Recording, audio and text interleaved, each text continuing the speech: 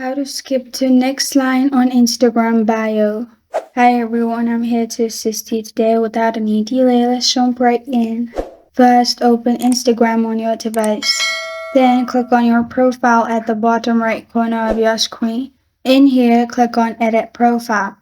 After you click on Edit Profile, click on Bio. Then you will be able to edit your bio. Now, if you're in this line and you want to get in to the next line, click on the arrow at the bottom right corner of your screen. After you do that, you'll skip to next line.